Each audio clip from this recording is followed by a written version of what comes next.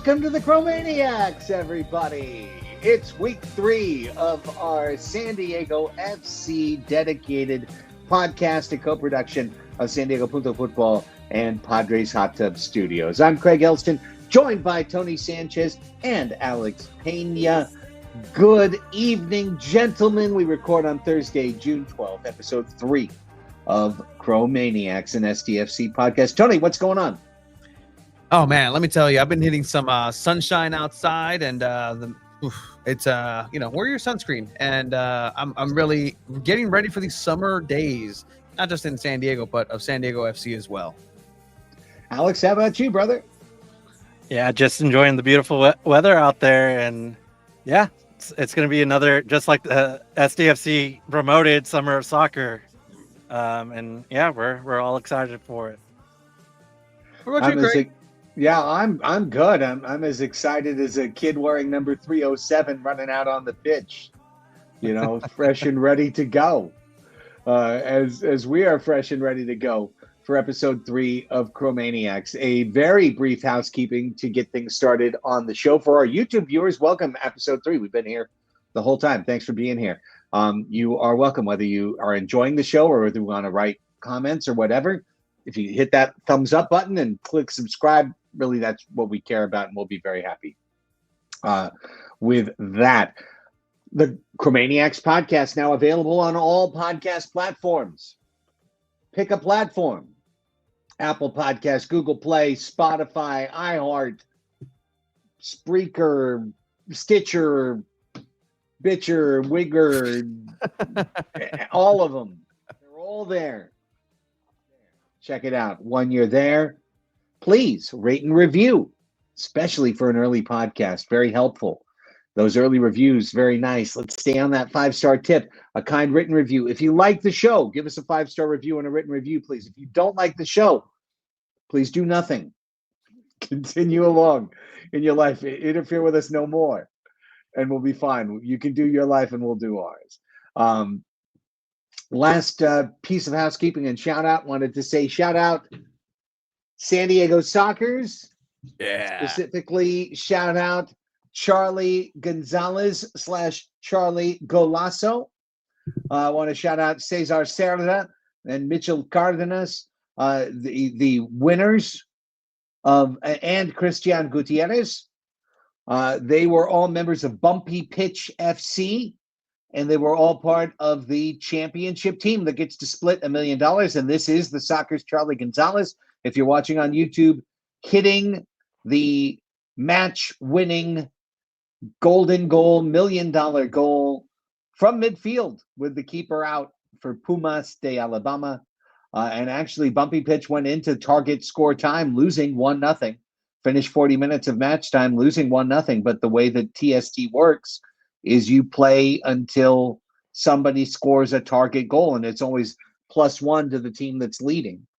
And so 2 was the target score, and Charlie scored twice in target time to lead Bumpy Pitch. And I don't know if you guys saw it, but the TST had this gigantic, ceramic trophy. It was like a ball that had all of the logos of all of the teams of TST. It looked reasonably heavy, that they gave to the championship team.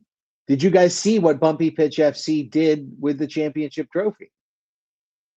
I did. Alex, did you see what happened? No, I did not. Well, here it is. If you're watching on YouTube, no, they're going to do the trophy lift. Oh, no, how about they shattered it?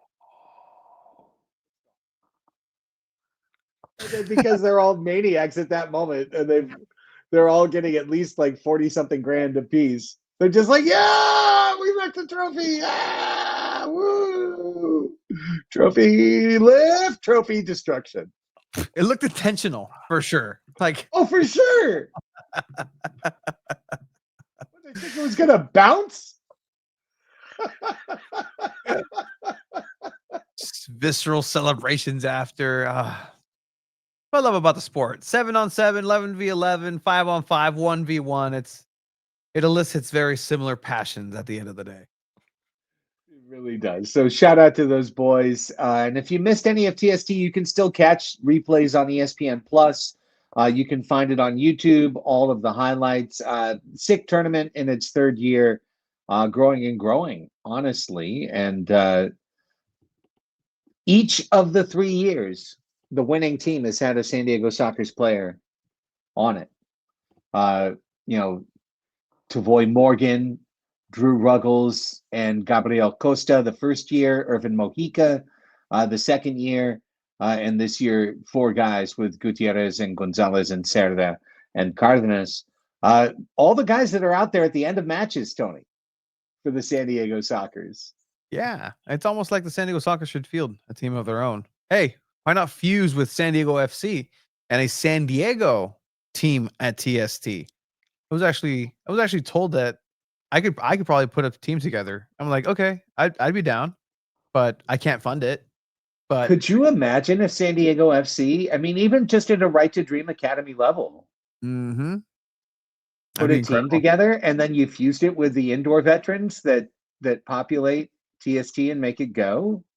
Well, I mean, to ground this with San Diego FC, right? San Diego FC did field its first team in the futsal ISFA futsal World Cup that went and won the nationals here in Los Angeles, won the local game in Barrio Logan, then went over across seas into Riga, Latvia, and played in the World Cup, got third representing San Diego, but more specifically San Diego FC.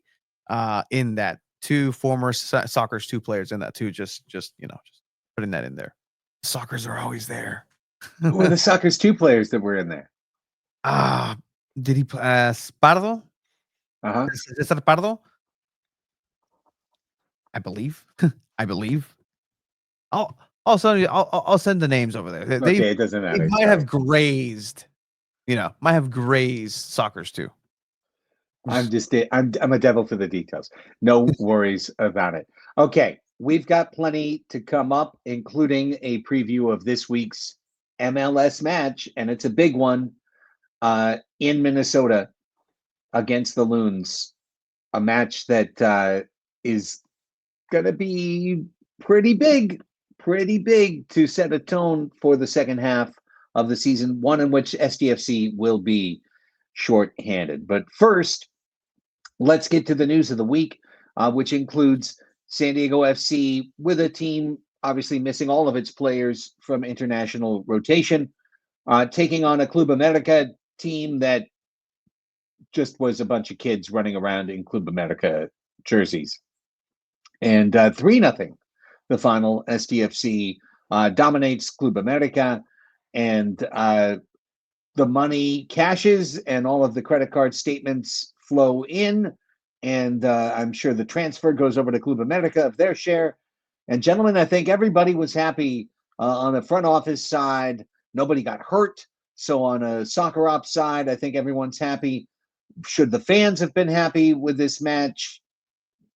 Hey, if you were entertained, then I guess that's enough. Alex, your thoughts first off on this exhibition that we call friendly in the sport of soccer. Yeah, like you said, no injuries for either side, so that's a really good start there. But yeah, it's a friendly. You don't really expect the starters in for either side, and for us, it was really a chance to see some of the younger players, some of the players that we haven't seen yet. And from everything I heard, because you can't watch, it was not on Apple TV, it wasn't on any local station. I heard some really good things about Manu Dua in the center back position. That was really good to hear. Milan Iloski with the brace. I understand it was against some children on the field, but still really good to see. And Thomas Angel capped it off with a free kick goal, which amazing. Like number one, that's amazing because you still got to get it over the line and into the goal. But again, against children, so still there's still plenty of positives here. And going back to the Manu Dua situation, it's good that he got his start at center back. Maybe that's going to be his future role there with this club, since the midfield is a little bit crowded, and I think we have 3 guys that have it locked up, and possibly 4. So yeah, if Dua wants to see some minutes with this club, it's probably going to be in center back, and with Paddy McNair having an injury, we might see him a lot more. Him and possibly Ian Pilcher. So that's really good that they gave those guys some minutes. Tony, I hate to be cynical, and I like how Alex is finding the positives out of it, and we're going to continue to talk about the positives out of this match. But just interacting with this match, I couldn't help but feel like it's kind of a bait and switch. Come see the great Club America. No, come see 15-year-olds like running around. And listen, the we don't have a nickname yet. I was just the Los Cromados. They've got 18-year-olds and 17-year-olds running around on the wings and running around on the back line. So it's not like it's only one side. But I did feel like there were a lot of people that paid a lot of money to come see Club America specifically that saw anything but. And as a result, it's this lovely refresh in the middle of the season for San Diego FC, a chance for players who never play to get a chance to go out there and stretch their legs and run around. But from anything outside of a spectacle standpoint, what are you really going to say about facing off against a team, si se ponen las camisetas están del equipo, okay, pero, I don't have to believe it, that just because you're wearing the shirts, you're on the team. I mean, that's kind of what it is in soccer, unfortunately. Like I can't really, say that I was all too shocked or disappointed. Like everybody knew what they were going into. I don't think, going into this, everybody thought, well, this is the chance to really see just, Henry Martin and everybody who's lifted up the trophy. Every player, I believe, that was highlighted in the promo, whether it was Godoy, Martin, Chucky, they just weren't there. Like they don't expect them to be there. But at the end of the day, like it is a cash grab. But I'll still say, with the cynic mind that I also unfortunately in a lot of ways have sometimes, I'll be with Alex in this one. I think it was one of San Diego FC's biggest nights. And I say that because, one, it is the inaugural season. This is the first Mexican challenge that they face. Even if it's on paper, there was a lot of healing happening outside and just within the stadium. He was talking about supporters and just in general, and it felt like, all right, guys, like let's kick our feet up a little bit and enjoy what we have. Enjoy San Diego FC going through the motions. Hey, let's see what Manu Dua has. Hey, let's see what Tomas Angel has, which I honestly was not impressed with. Tomas Angel in the run of play is absolutely atrocious right now. He cannot find himself as a number 9, and that great free kick is what saved an abysmal night. And I think he also agrees, because in the post-match press conference, he was very critical of himself. He looked very down, and you would look at him and be like, whoa, dude, like you think Chivas said, it looks like he scored a great free kick in a 5-1 loss. But maybe you want to see that from your striker, right? Somebody who is aware that, hey, it's not happening. There was 3 chances. One of them was a header. One of them was a sitter that should have been on frame at least. And the other one, I could have done better. that's just a player who knows that they need to keep working. And so I don't know if you guys take that as a net positive or not, but Tomas Angel, I think, just needs a little bit more to be desired on the run of play, just even before this America game. Well, that draws me to the other guy up top, Milanolovsky, because he doesn't just score 2 goals, he scores 2 bangers. The second was, goal of the week material. All the kid does is score goals. Now, again, I shall say, scoring against 16-year-olds, scoring against 15-year-olds, scoring against USL championship level sides, we've already known that Milanolovsky can do this, that he can lead leagues in goals in those situations. The question is, can he do it against the best in MLS? And right now with Chucky down, guys, I feel like the answer has to be, let's find out, and get him into the lineup and get away from the super sub. Let him go ahead and play next to presumably Ingvartsen and Dreyer and see what happens up top while Chucky heals. Agree, disagree? Tony, go ahead and start it.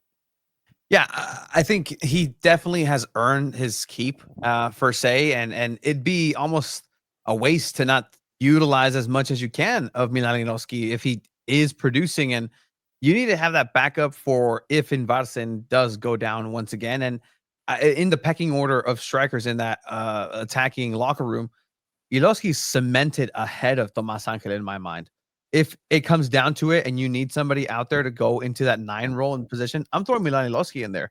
I can't trust Angel outside of maybe potentially having a quicker run and maybe assisting. But when it comes to needing a goal, you throw Ilowski in there. A great little back heel there by Lawfulson as well, who can play in the midfield. And that's somebody else who's going to be featured in another position as well. So it's some good stuff, some good linkage. What I like about Ilowski's play is that he's getting it done regardless of who he's playing next to. Is he playing next to Dreyer? He's getting it done. He's playing next to Bruceff. He's getting it done. He's getting in these spots, and the ball is going across the line, and that's what you pay a striker to do. So I think he wants to stay too, and you can hear in his post-match pressers as well.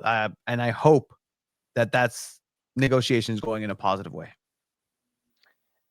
Yeah, he deserves the opportunity, and why not give him this chance right now. Yeah, every time he touches the pitch, he scores. So, but I have to think about, what are they going to try to do for the next upcoming games? Are they going to keep starting Mighton with Ingvartsen, back on, or are they going to keep Ingvartsen on the bench? I think they have plenty of options here to mix match and, give the opposing team some good looks here. So it's going to be a tough decision of whether to start Ilowski, or do you still want him coming off the bench and coming in as a super sub late in the game? He, as you pointed out last week, Tony, like he does this pretty well, and why not wear down those teams that have a little bit of tired legs in the back line, and we just bring Ilowski out there. But yeah, I think now with Chucky out, Barres has some options. He's going to really mix and match and give these teams some different looks. Well, I'll put it this way very simply and bat the ball back across to you guys. I feel like from a front office, Tyler Heaps, Vares sitting in a conference room, whiteboard, moving pieces up and down, they would love to see Ingvartsen start this match, complete his return back to the lineup as he's gone from 15, 30 minutes. Now he could start and play 60 minutes for SDFC, for Los Cramados this week. But I'm going to tell you, I think they'll have a better chance of drawing a result out of Minnesota if they start Ilowski, because I think he just has a better chance of scoring Saturday or tomorrow, pardon me, than Ingvartsen does. He's got a nose for the goal. He's showing it, and it keeps happening, and I'd rather extend him and give him a chance to score a goal for SDFC and in such an important road match as well. So that's where my chip goes. And I think that with Iloski too, it's the perfect player that you want for this project too, right? You sent Iloski because there was a partnership, and this was very early on in negotiations, right? First ever signing for San Diego FC goes on loan to Orange County SC. A relationship is built there. Orange County has a player, Milan Iloski. We know there's a trajectory there. Milan Iloski then goes to FC Northland, interestingly enough, just kind of knowing he's going to come back to San Diego FC at some point in some form, comes back in the loan. But the good thing about Iloski is that he speaks U.S. soccer. He speaks what is necessary to be successful in MLS as a striker. So he's been built up to this. He goes over to FC Northland and just gets a little bit of that right to dream DNA. And look at what he's doing with it. So the only argument that I would say against keeping him here is that if he's not ready and there's another level to be unlocked by sending him back to Northland and learning a little bit more about the style, okay, that's a long-term thing. What's the plan for even then? Because you're still going to need somebody here in San Diego. And then is that now the pecking order? Because the pecking order has been established with Right to Dream. Is San Diego FC the flagship of it? Are you going to pipe players from Europe into San Diego, or is it going to be the other way around? Because there is going to be a flow, pardon the pun, that's going to establish no.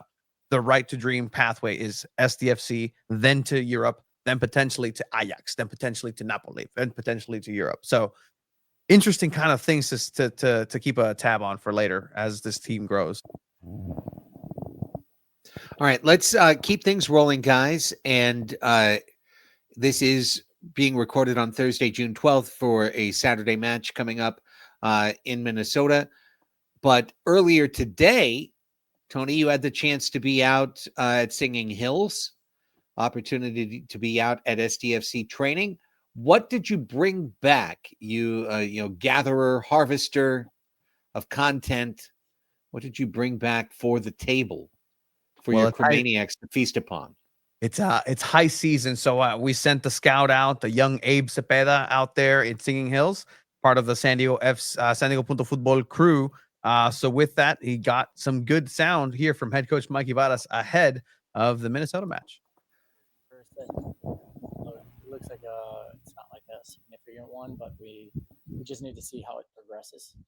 It's progressing faster than we had originally anticipated, so hopefully he'll be back sooner rather than later. And then Irving is feeling. And that was about Patty McNair.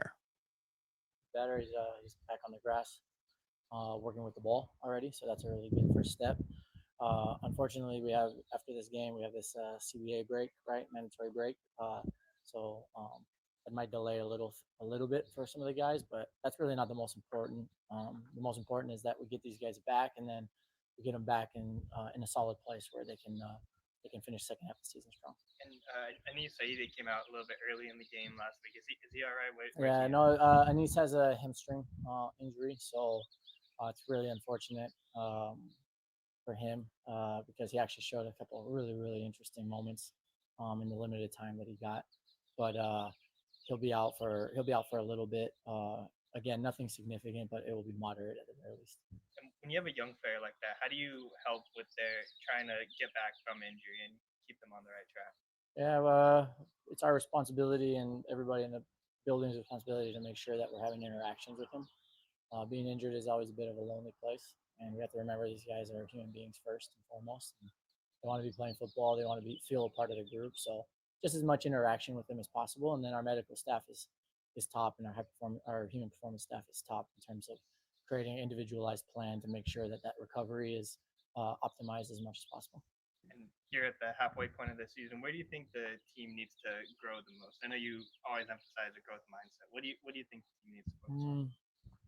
I think it's about establishing consistency in what we're going to do, because I think we've touched some pretty good highs so far as a team in terms of performances, especially the last 2 or 3 performances have been quite complete, full games. Those were the first ones that we really hit, because I think early on in the season I talked about having tremendous moments within a game, like maybe playing a top first half, a top second half, 70 minutes. We put together 2 90-minute performances that I think all of us can be really happy with. And now how do you do that not over the course of 2 games, but over the course of the next 17, 18, 19, 20 games. If we do that, show consistency, we'll be in a good spot. Coach, speaking of that, what do you see as the team's biggest challenge in pursuit of postseason? Well, I mean, first and foremost, just to keep everything, we got to keep our feet on the ground all the time. Like when things are not going well in the short term, you got to keep your composure, keep to your convictions, make sure that you're working as hard as possible to turn that around. But when things are quote unquote in a good moment, you got to make sure that you understand that the performances yesterday only serve us today and tomorrow if we stay with the same amount of focus, intensity, keep going with the quality. So I would say making sure our feet stay on the ground, making sure that we're not getting too high, too low. And part of that is just remembering that our first ultimate goal was to be fighting for playoffs in the first year. So not to start creating expectations that don't help you right now in the moment. And so with a lot of the players out on international duty and some with injury, what are you looking for from the players that you have here over the course of the game? Yeah, so just seeing, we got to put a lot of attention into a smaller group of players last 2 weeks. So big thing for us has been how do we make our squad bigger? You make your squad bigger by making sure you have more players who can contribute. And I think it'll be interesting to see. The big challenge and opportunity we have now is we'll have 3 or 4 international guys coming back. How are they able to integrate coming off of a flight yesterday, landing in Minnesota yesterday, training on their own today, and then having one session as a team preparing for this game? And I think the most important thing is that we just stick to our principles and that we keep things as simple and clear as possible. And I know every team in the MLS has to deal with that, but do you find that's a problem with the schedule? Some of these international players just training by themselves. It was the right thing to do because all of them are coming from Europe. So for them to fly to San Diego, arrive yesterday, they would have arrived at 11:30 midnight or 11:30 p.m. yesterday or midnight this morning, and then get back on the flight the next day would have been the wrong thing for them. So we're also in a unique. There's probably a couple of clubs in our unique circumstances too when this international break comes off of. Is followed up by an away game where the distance is pretty big, but no complaints because it is what it is, and our job is to make sure that we put our players in the best position to be able to handle it.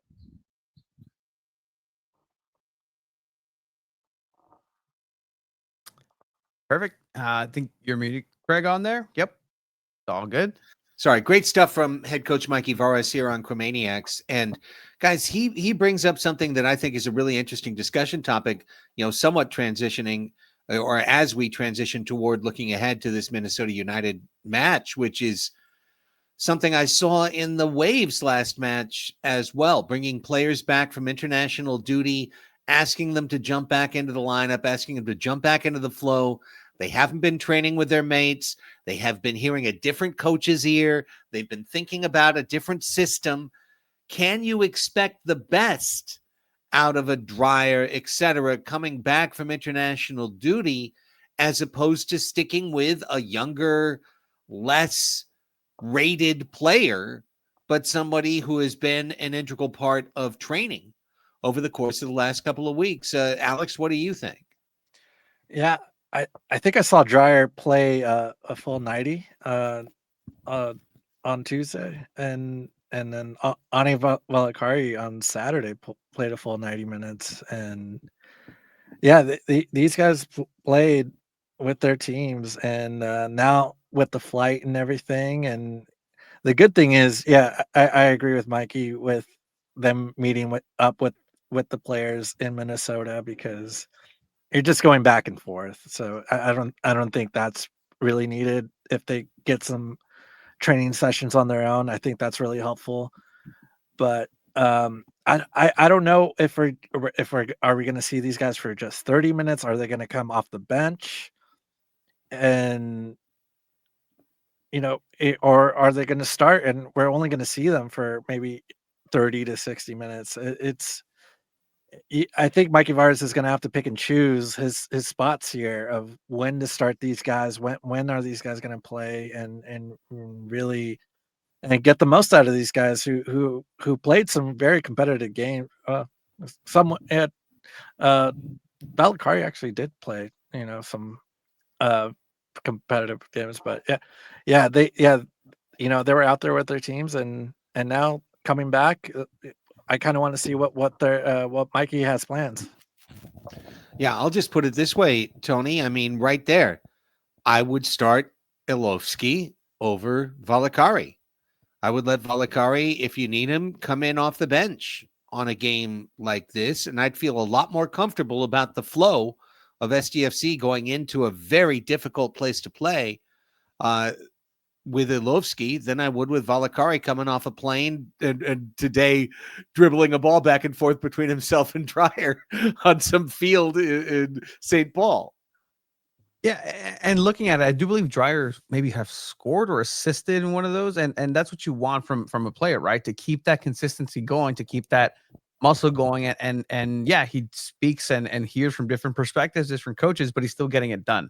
And I think for an attacking player, that's definitely something that's incredibly good and just a well-oiled machine is what it is, right?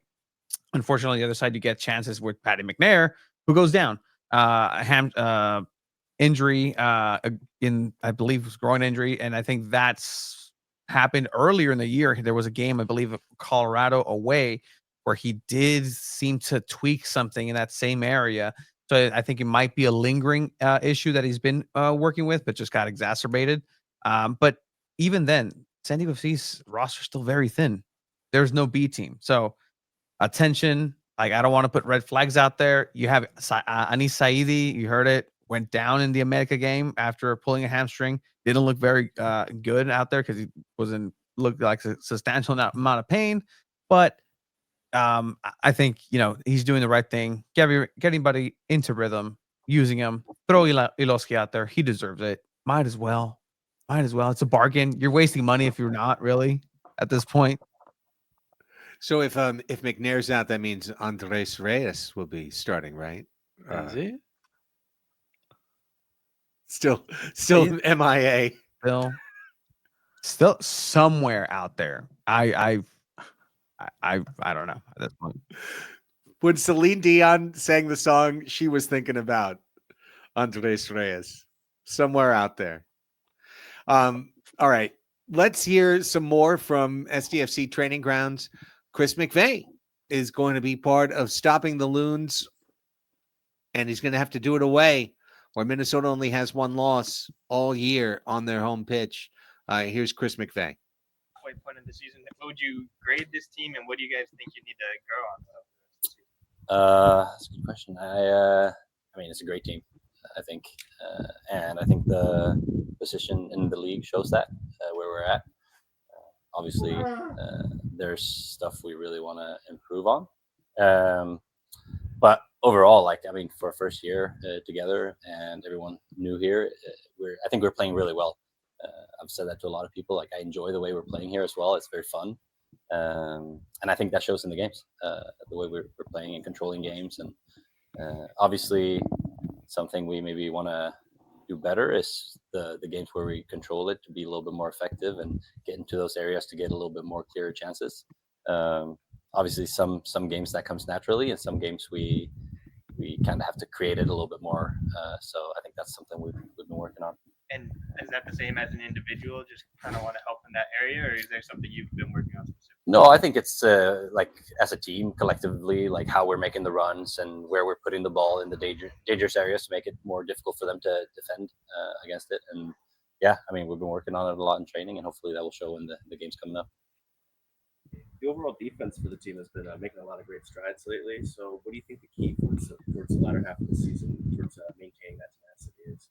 Yeah, I mean, that's also something we've been working on from day one, how we defend together. It's a collective thing as well. A lot of times people think it's just, maybe the defenders, but it's a team effort. And I think, we've been taking big steps in all of the positions, but especially up in the start of the press.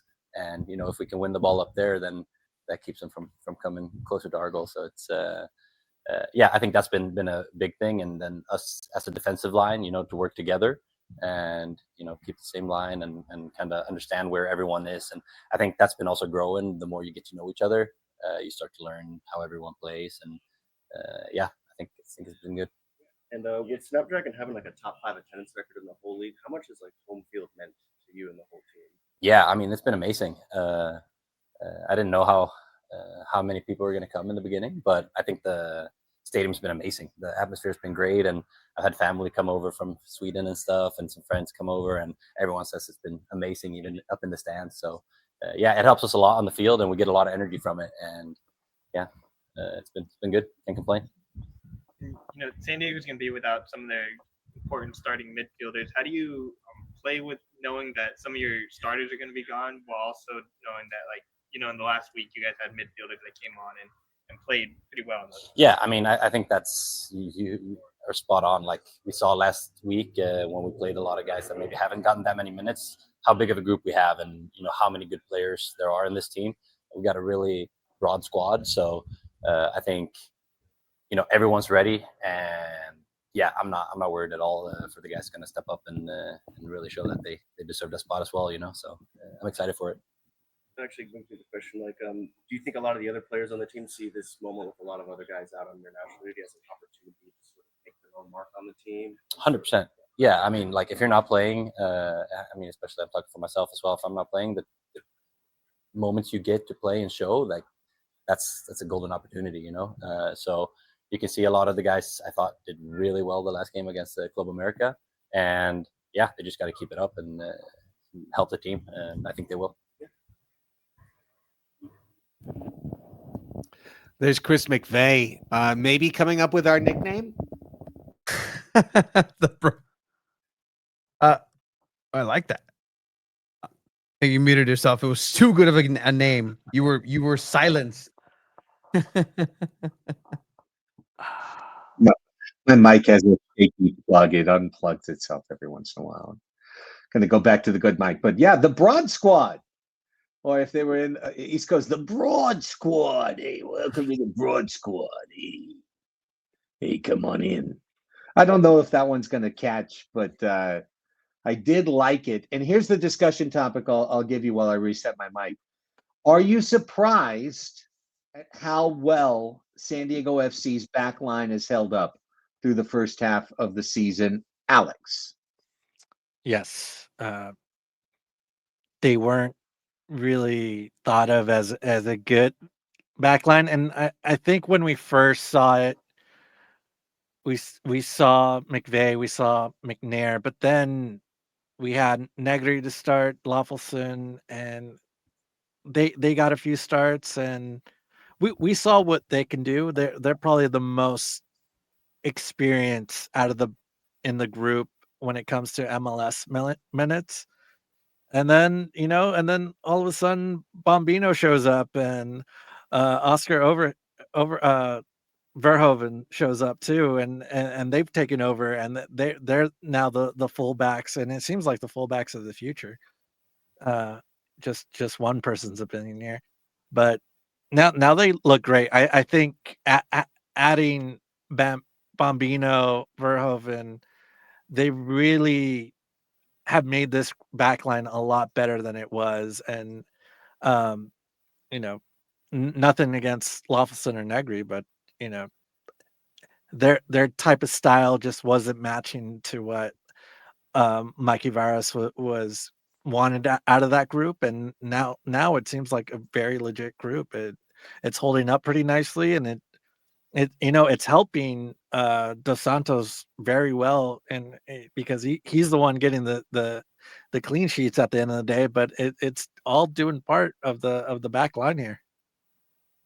Yeah, no, I mean, talk about Dos Santos, right? Like those clean sheets are for a reason, is because of that defensive line created. And I think it's safe to say, like, look, Loffelson, Negri, you lost your spot. Like that's it. Like they were outplayed for right now, especially for the style that Mikey's looking for. And in the America game, actually, Verhoeven does an amazing run and cross to give that assist to Milan Iloski. And so those are the type of things that you're going to be looking forward to with him. And those are the type of things too that while Willie Kumado may be a speedster, may be able to get back and up and down the field, Verhoeven has a touch about him. He has just a good trajectory ahead of him. So let's keep an eye on that. But this back line also has somebody that's surprised a lot of people, and that's Chris McVay himself. Chris McVay is getting it done, and I think is in the running, I would feel, for co-captain, one of the many co-captains of this team, because he's getting it done with the performance. If he has a youngster on his right side that he needs to take care of, you'll see him float over to the right as a center back and help out a little bit more on the right hand side and do those difficult runs. I remember he was catching up with it wasn't Gabriel Peck. It was the he didn't play in the first game. He was the winger for LA Galaxy. Paislin, sorry, Painsel. Yeah. And so he was keeping up with him. That's a speedy attacker, and he as a center back was staying on pace and defending there, and he's getting it done with goals too. So, this backline is surprising. There had a lot of questions, but I think the questions are being answered. I don't think we can have any more expectations of what's been going on out there. Craig, do you think this defense is doing good as they could be? Better? Better. I really think better. I thought that they would be giving up at least a half goal more per game than they are. So high marks all the way around, young players being integrated, sometimes 18-year-olds on both wings. Are you kidding me? Like, Yeah. you're seeing that's nothing but promising, that you're succeeding already and you've gotten a chance to improve. Now, let's wrap up our training grounds sound with the flavor of the week. Miloski. Let's hear from Milan and see what he has to say. And I imagine it's something along the lines of, I like scoring goals. Please let me continue. That extra pass. What's the key sort of balancing making that extra pass while also not hesitating to take your own shot? Yeah, I think it's just reading the game, reading the situation, where you are also on the pitch. I agree. I think you have to make the right decision, and I try to always make the best decision for the team. And a lot of times that's using someone to kind of help yourself get off a shot, but also making the extra pass when there's the space and the time to. So yeah, I completely agree. I think it's our job as attacking players not just to score, but to help our teammates also to set each other up. I can speak a little bit about Minnesota, what challenges they might provide. I know you haven't been in the MLS for long, but they're up there with one of the top teams alongside you guys. Yeah, for sure. They're a really good team. They want to defend deep and defend low. So for us, the challenges are going to be to break that down and to try and get the first goal. But of course, we'll keep pushing and keep pressing on like how we do, and to create tempo in the game. I think that's going to be really important for us. But yeah, I definitely think they're a great team and really organized. So it's going to be tough, but I think we're very confident that we'll come in with a good game plan and be able to implement our style. Do you enjoy playing teams like that want to sit back and just let the game come to them, or would you prefer something where both teams are strong? Every game just brings different challenges. I think for me, I want the game to be open, but also I think every game brings a different challenge, and even open games maybe it's not so easy to create chances. But in a game like this, we know we're going to have a lot of the ball, so that's always nice for a team like us. We want to have the ball and be on it. So every game has different challenges, but I think we'll be fine. Ask Chris this, but do you think with a lot of the starters out on international duty, for you and other players see this as an opportunity with 4 minutes in the field to sort of make your mark on the team? Of course, yeah. Anyone who's not playing a ton of minutes, they want to show themselves. As much as this is a team sport, and it 100% is, it's also we're all professional. We're all competing to play and to get a contract or show that we belong on the field. So any chance that you can step on the field, if it's a friendly or real matches like these coming up, it's a big opportunity for everyone to show themselves a bit more. You talk about getting a contract. Is that still something that's on your mind right now, or are you completely focused on it? I'm focused on the game coming up on Saturday. All that stuff I think will take care of itself. For me, of course, my time here could be up pretty quickly. So of course it's in the back of my head, and we'll see what happens with the staff and and me. But right now it's just focused on Saturday and trying to help the team as much as I can. Even more reason to play him, isn't it, Tony? Yeah. He wants to he already has the highlight reel, and he's telling you how much he enjoys just being used however he wants. He was very happy the other day when he gets put into midfield because that's Mikey Vadas trusting him of like, yeah, just go run around. Like you did your job. Go for it. Like let's see what you can do in this midfield. Let's trust you with the result, and that by having you out of position, you're not going to be a liability, but you can go ahead and get more minutes, get in there, see where else I can use you, maybe potentially in the future. So Milowski's doing everything right to warrant staying. And again, I think that's the only reason why you would say, hey, send him back. He needs to get better under Right to Dream style, FC Northland style. But for right now, for MLS, for San Diego FC's version of style of play, Milan Milowski's incredible utility player right now. I mean, yeah, I completely agree, and I hope he gets his chances coming up here, and he seems like a really cool dude. And he has that San Diego uh, type of person, yeah, laid back, chill, yeah, very loose with everything, yeah. Yeah, what not to like about Milan Ilowski? He seems like a great guy, and yeah, I hope he gets his chances. If yeah, I keep saying and I keep thinking about the Leagues Cup. Eventually, it's going to happen, and eventually he's going to get his starts. Eventually, we're going to see a lot more playing time for Ilowski and Angel and everybody else, maybe possibly Reyes if he shows up, and yeah, if he comes back. So yeah, I think his time will come, and I hope he makes the most of it. All right. As we transition away from what happened to what's going to happen, a note that Saturday, 5:30 at Alesmith, Miramar Way, you can find the all supporters watch party. The union is there. All 7 supporter groups are being invited to the same spot. There's going to be some banda practice during the match as well. But very happy, as you mentioned it, Tony, earlier in the broadcast, moments of healing over the course of the last couple of weeks, I think.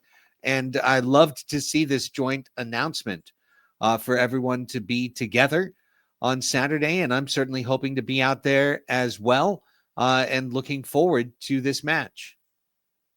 Yeah, I do really like that. The conversations that have been had within the club themselves with the supporter groups, with supporter groups themselves. I think that's what I meant with that being one of the biggest nights with America.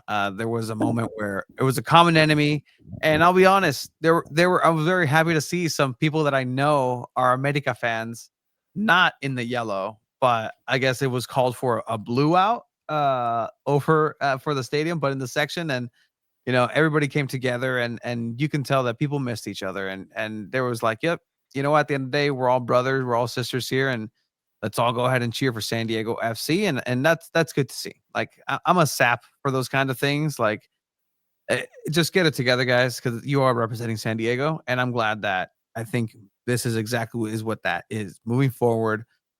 Because crazy enough, there's real legitimate stuff happening around Snapdragon Stadium and just in this around the sport, I'll say, specifically to that, a lot of these supporter groups and clubs align as well.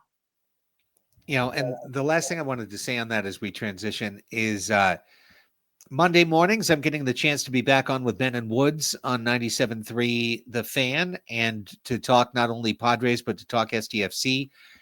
They have been kind enough to welcome me back. I used to do a weekly hit for them on Fridays. Now I'm doing a weekly hit for them on Mondays. But like the first SDFC related topic they brought up was to show like cell phone cam footage of a fight in the stands between some Club America fans and somebody SDFC, and to then lump it in and go, well, look at this pattern of violent conduct at SDFC matches. And boy, you don't want to have that as your reputation, as it's a dangerous place to go. And I had to immediately say to them the same thing I would say to our audience, which is like, guys, there were probably twice as many fights at the Padres Dodgers game. Like, yep. Twice as many, 3 times as many.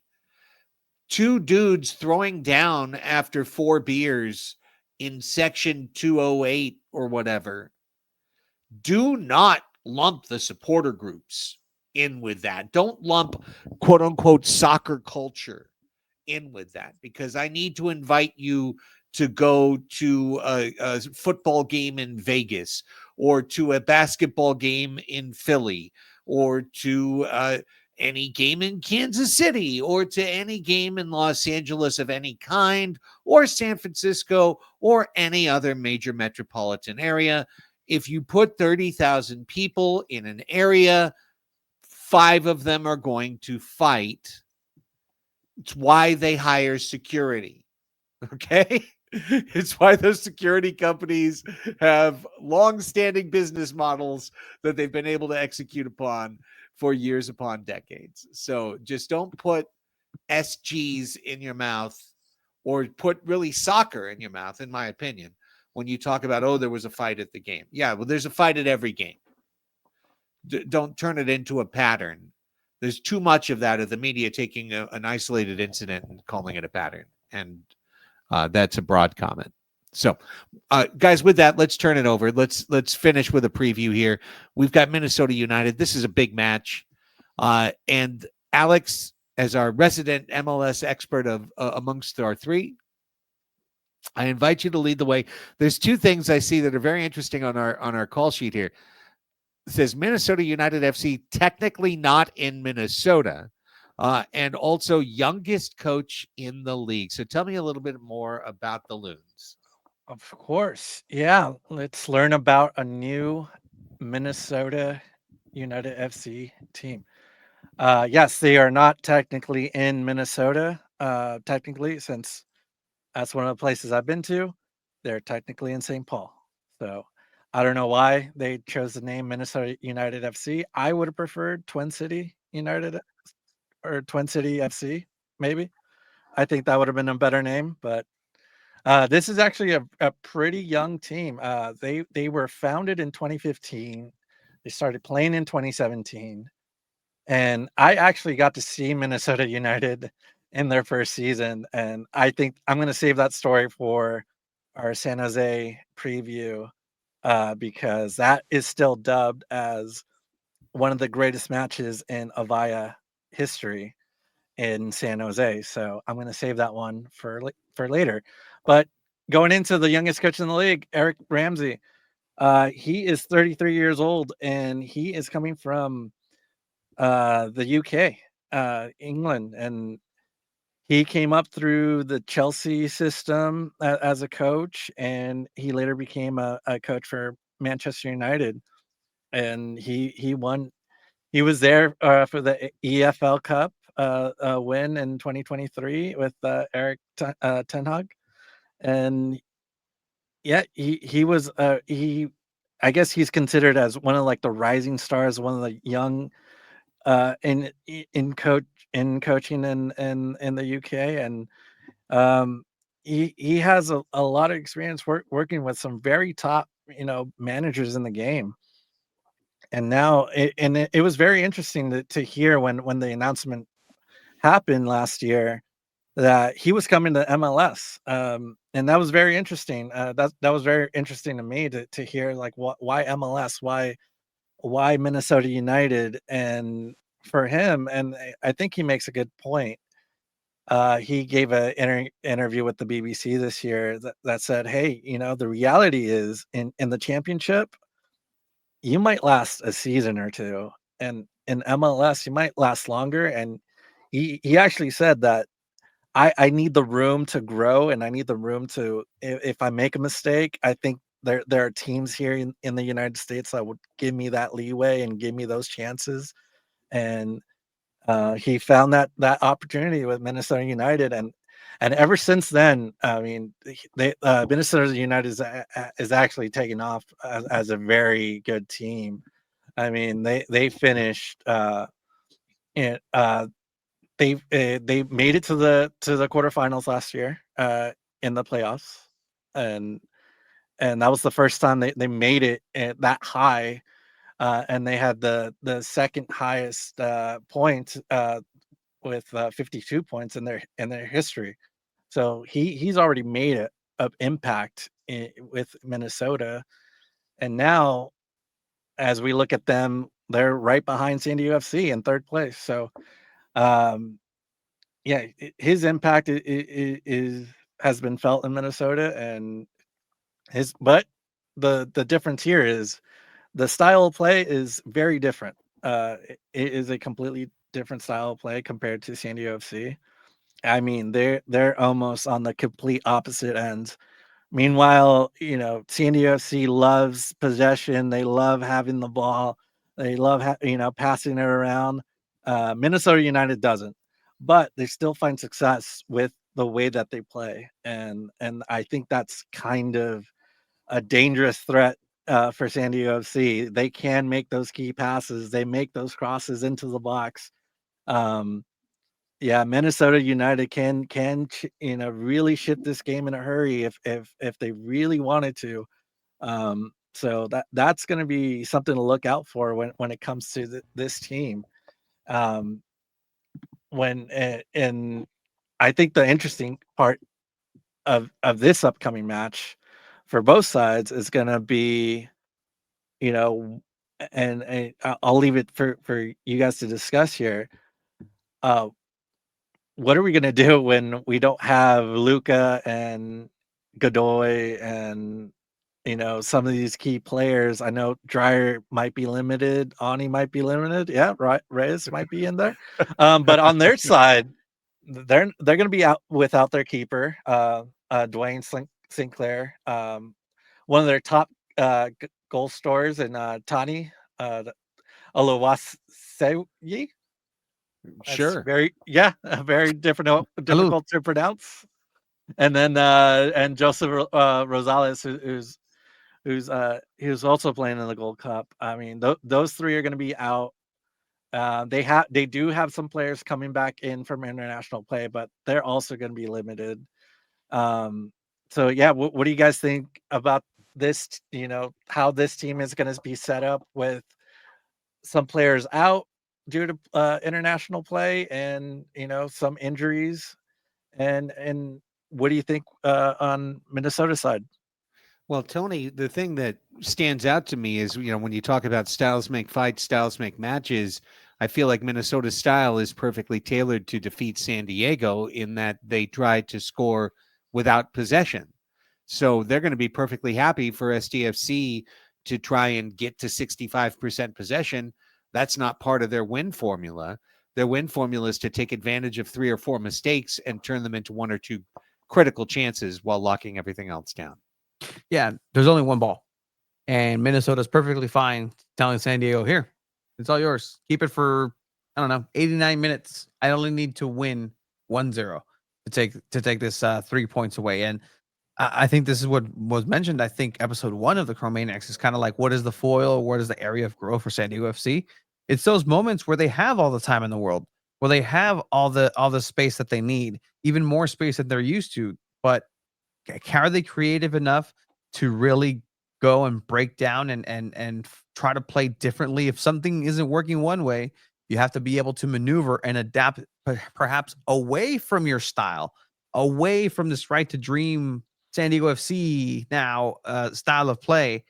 Away from that, you're gonna have to MacGyver it. You're gonna have to improve on some tools.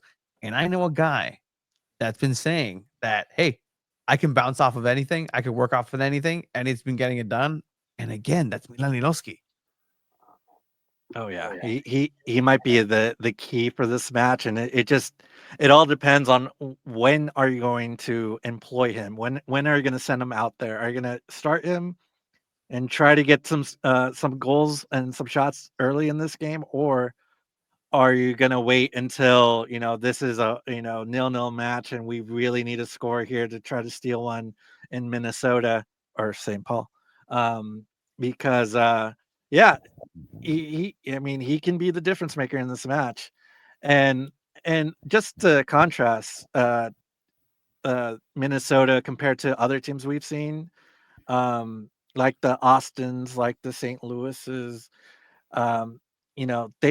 they don't have the scoring ability that Minnesota does. They are up there with right with us. They have scored 24 goals this season. San Diego FC has scored 29 goals this season, and they yeah, they will let you have the ball, but they are very capable of scoring too. So that I think this might be. Oh, I hope it is everything we talk about it, and the way we talk about it. This might be one of my favorite matches that I've been waiting for to watch. I think this one and Vancouver. We have we have two matches that are coming up that will really tell us a lot about this team and this depth and because we're going to see some players out. I understand, but these are really great opportunities to really rise up in the ranks here in the Western Conference. Well, I'm going to put it this way. I'm going to really be paying attention to the first 30 minutes of this match because I think SDFC coming out and getting a goal in minute 5, minute 15, minute 25, getting a goal in the first half hour is going to take the Loons out of their comfort zone. It's going to take the crowd out of their comfort zone. It's going to give SDFC a chance to turn that possession into something that works against Minnesota United FC as opposed to something that they are absorbing like a pain sponge getting ready to squeeze out a goal on the other end. So this is why the drum I keep beating, like Adrian up in the supporters section is go ahead and let Iloski start this game because I don't want to wait to minute 61 and figure it out from there. I want to set the pace in the first 30 minutes and force Minnesota to turn what they are intending to do. 0-0 through 30 is perfect for them.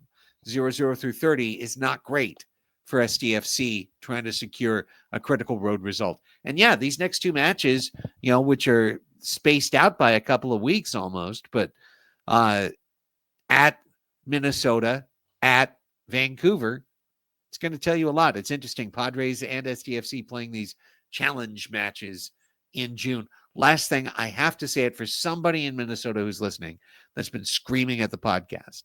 St. Paul is in Minnesota, the state of Minnesota. Minneapolis is what you're thinking of. Minneapolis, St. Paul, the Twin Cities, bifurcated by a river, but they're both in Minnesota. Yeah, you're right. That's right. So somebody in St. Paul was like screaming bloody murder. But I would just say hot dish on us. Anyone who is upset, please enjoy. Secure it at San Diego Punta Football. Look for the coupon for a free hot dish at your local participating restaurant. And that's all. The GoPro, guys. Go to Padres Hot Tub and get your free stuff too. Throwing it all on us. All right. No, I love it. The last thing I'll say about Minnesota United, their social media game's pretty good.